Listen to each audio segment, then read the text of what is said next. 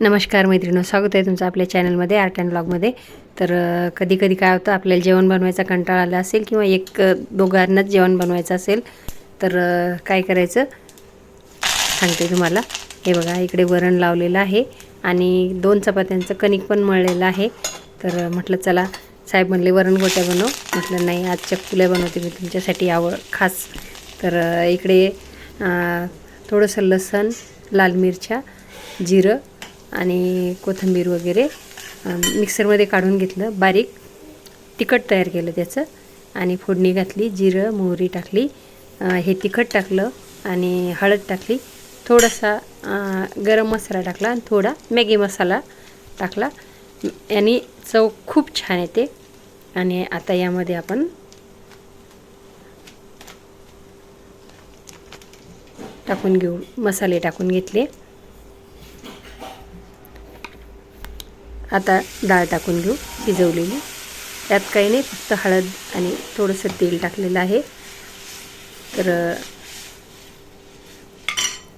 डाळ शिजलेली डाळ टाकून घ्यायची आणि खूप गाळ नाही शिजवायची, कारण हे शिजल्यानंतरही डाळ शिजतेच। तर आता चवीनुसार यामध्ये मीठ टाकून घेऊ।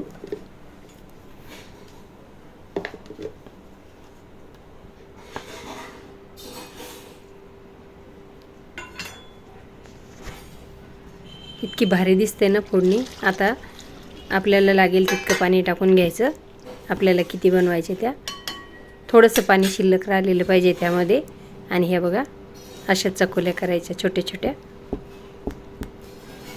वरण गोट्या आहे ना, आपण चपाती करतो तशी चपाती करायची आणि त्याचे 4 फोल्ड करायचे, एकावर एक, आणि ह्या अशा छोट्या छोट्या चकुल्या करायच्या आणि ह्या शिजलेल्या डाळीत टाकून घ्यायच्या वरणामध्ये। आपल्याला भूकही नसली तरी पण आपण हे खाऊ शकतो, इतक्या छान लागतात।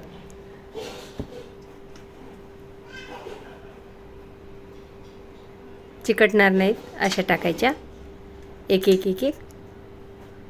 बघा किती छान दिसत आहे। तर आता पूर्ण टाकून घेतल्या आणि शिजल्यानंतर थोडी फोडणी करू। पूर्ण शिजून झाल्या त्या, तूप घेतलं, त्यामध्ये जिरं मोहरी हिंग टाकायचं, कढीपत्ता आपण पहिलेच टाकलेला आहे आणि ही फोडणी आता कडकडीत चकुल्यावर सोडून द्यायची।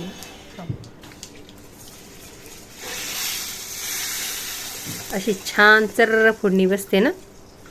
आणि आता टाकूया गर्द हिरवा छान असा भरभरून कोथिंबीर, आणि किती सुंदर दिसत आहे बघा। या मग खायला, बघताच तोंडाला पाणी सुटतं। नक्की करून खा आणि आवडल्यास लाईक शेअर करा, सबस्क्राईब करा, फॉलो करा। धन्यवाद।